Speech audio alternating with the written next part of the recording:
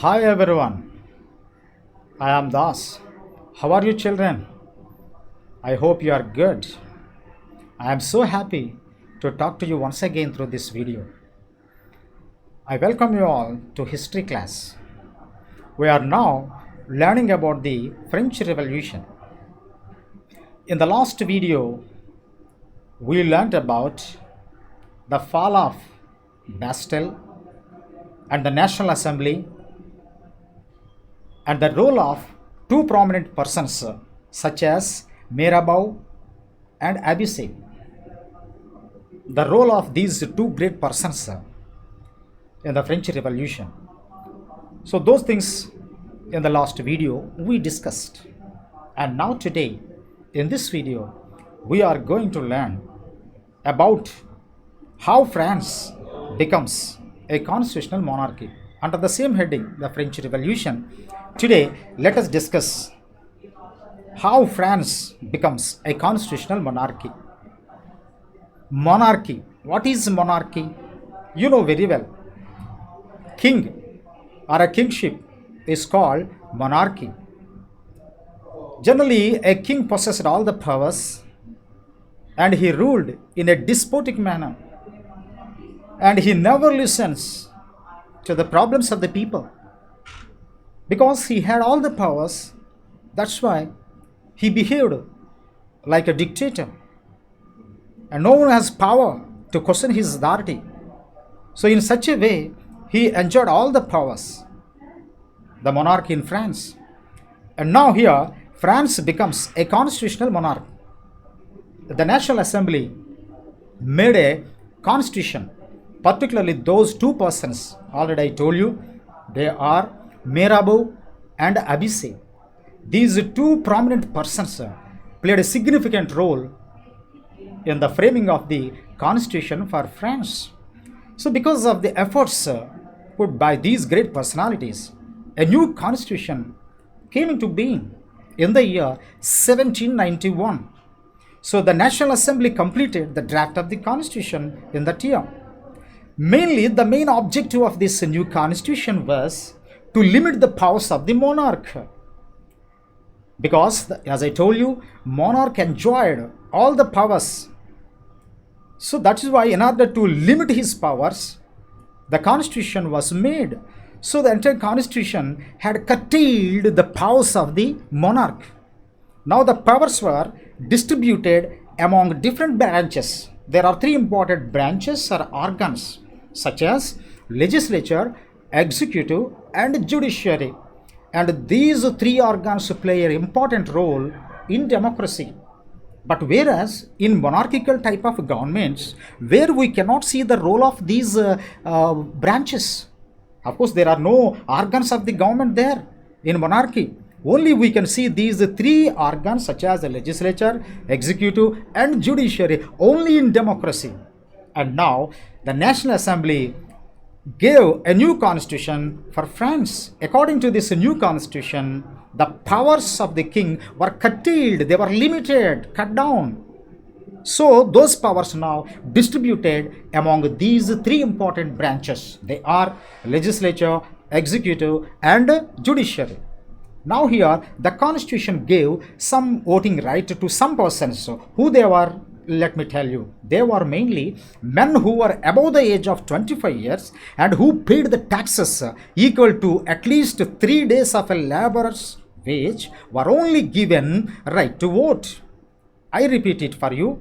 Men who were about 25 years of age and who paid taxes equal to at least 3 days of a laborer's wage were given the right to vote. So the new constitution gave to these people right to vote. So this kind of people were called as active citizens because they enjoyed the right to vote. That is why they were called active citizens. Since they had right to vote, they were called so. And the remaining men and women were called as passive citizens. Especially women were not given any rights at all.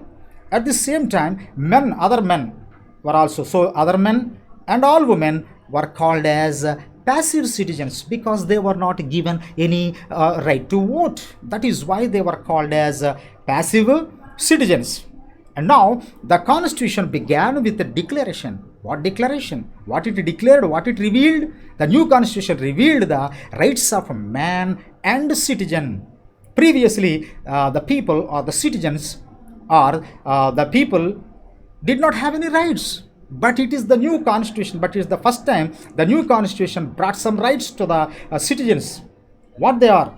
They are such as the right to life, freedom of speech, freedom of opinion, and equality before law. So these are the important civil rights which were granted to all the people in France for the first time as a result of this new constitution. So the new constitution brought about certain civil rights for the people. So these are the important rights. What are they? They are right to life, freedom of speech, freedom of opinion, and right to equality before law. And previously, the people in France did not possess these rights. But for the first time, whenever the new constitution was framed, so the new constitution brought out these rights for the people. Now the people can enjoy right to life. People can enjoy freedom of speech and expression. People can enjoy freedom of opinion. And now all are equal before law. Previously, inequalities were there, disparities were there in the society. But now, in the French society, for the first time, this right to equality before law, that means all are equal before law. There is no discrimination. All are equal before law. No person is above the law, and all are equal before law. And this right was also included in the constitution. That is why these rights, my dear, right to life, right to freedom of speech, freedom of opinion, and equality before law, these civil rights were granted to all the people in France. And these rights came out because of the new constitution. And now let me tell you, my dear children, about monarchy and how it becomes a republic. France abolishes monarchy and becomes a republic. Now, a large segment of the population was convinced to carry the revolution further. As the Constitution of 1791, don't ever forget the date 1791, because it was in this year 1791 the new constitution came into force in France. That's why don't forget that date, my dear. 1791 new constitution came. So that gave political rights only to the richer section. Now here, these rights, as I told you just before I told you about the civil right, these rights were only given to some sections of people. They were only confined to richer section of people. That's why still the people were not at all happy. And while the conditions were going on like this, now Jacobin clubs were formed in France. What is the Jacobin Club? So Jacobin Club is a political club where some of the people gathered together and then they fight against the wrong policies of the government. So Jacobin Club is a political club, purely it is a political club, and it was most influential club in France. During the French Revolution, this Jacobin Club played a vital role in mobilizing the people. So Jacobin Club is a political club that was formed for the first time in France against the monarchical rule in France. And this Jacobin Club, how this Jacobin, the name got, because it got its name from the former convent of Saint Jacob. From that name, this club got Jacobin. So Jacobin Club played a major role in France. So the members of the Jacobin Club belonged to less prosperous sections of society. They were not at all rich, they were not at all wealthy or educated, but these members of this club, Jacobin Club, belonged to less prosperous, least class, less prosperous sections of society. Who are they? They included, they are shopkeepers were there, artisans were there, shoemakers were there, daily wage workers, and servants, and etc. All these persons, most of these are less fortunate or less prosperous sections of society, and these people took membership in the Jacobin Club and brought pressure over the monarch in France. So shopkeepers, artisans, shoemakers, daily wage workers, and servants, etc. All these people were the members of the Jacobin Club. And see the Jacobin Club portrait here, the painting. Please look at this painting. Oh, so these are the members of the Jacobin Club.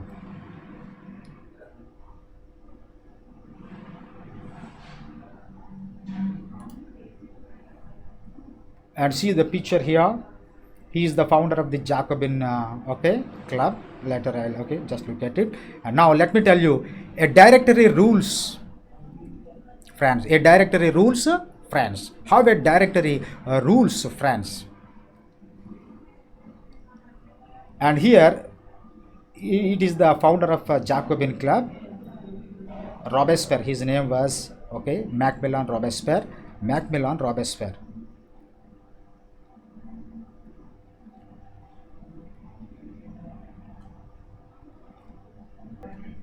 Hi children, look at this photo.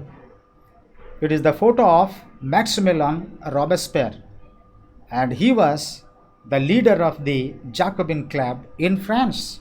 Look at his photo, and he was the president of the Jacobin Club. And Maximilian Robespierre, he was the leader of the Jacobin Club, as I told you. And then elections were held in the year 1791, and elections were held. Jacobins, this club got a mammoth victory in France. So in the elections, Jacobins got a victory and established a new assembly, and that assembly was called as a convention. That assembly was called as a convention. Remember, Jacobins came to power, and then they established a new assembly, and that assembly is called convention. And this convention or this Jacobin government abolished monarchy in the year 1792. Remember, dear children, Jacobin government came to power, and then when they came to power, Jacobin government abolished the monarchy in France in the year 1792. So then, whenever monarchy was abolished, immediately France was declared a republic. Bear in mind, France was declared a republic. Now France became a republic government.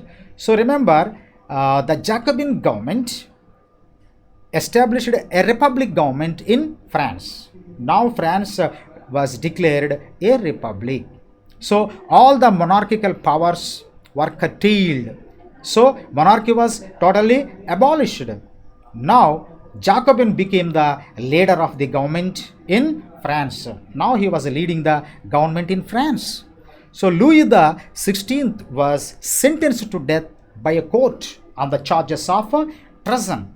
So the King Louis the 16th, who was sentenced to death by a court, my dear children, particularly he was sentenced to death by a court on the charges of treason, because he entered into a secret, alienation with a precious king.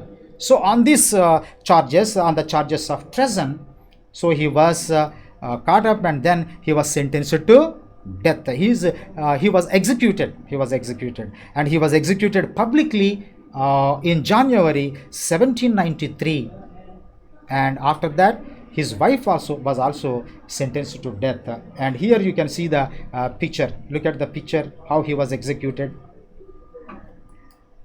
And here is the picture where the great king, French king Louis the 16th, he was beheaded. You see the head here, you can see the head. He was beheaded, executed publicly while the people were looking at this, and then he was executed. Okay, so that is. And next one, now let me tell you about the reign of terror. Now let us learn about the reign of terror during the period of Maximilian Robespierre. Dear children, during the period from 1793 to 1794 is referred to as the reign of terror because Robespierre enjoyed enormous powers. So he got so many powers. As a result, he became a dictator. So during his period, that is period from 1793 to 1794, he is referred to as the reign of terror because he terrorized the people. During this period, Robespierre ruled the country and his enemies, particularly all the nobles, clergies and other political parties were arrested and they were guillotined, my dear children. All his enemies, particularly nobles, clergy and even other political parties were arrested and they were guillotined. I will show you later the picture of the guillotine. Later you can see. Now let me tell you, his enemies, particularly nobles and clergy, they were arrested and they were brutally, they were cruelly guillotined, they were executed. So all his enemies were executed. And he terrorized the people, as I told you. More than 15,000 persons were guillotined. Very cruelly, he ruled the country. More than 15,000 persons were guillotined in France. The reign of terror became intolerable and people resented Robespierre's rule, my dear children. The people were unable to bear his rule. The people became intolerable because of the reign of terror. So that is why people resented Robespierre, and due to his hard policies, because he suppressed the people and he followed the policy of control and severe punishment. People were given severe punishments. Nearly 15,000 people, his opponents were guillotined.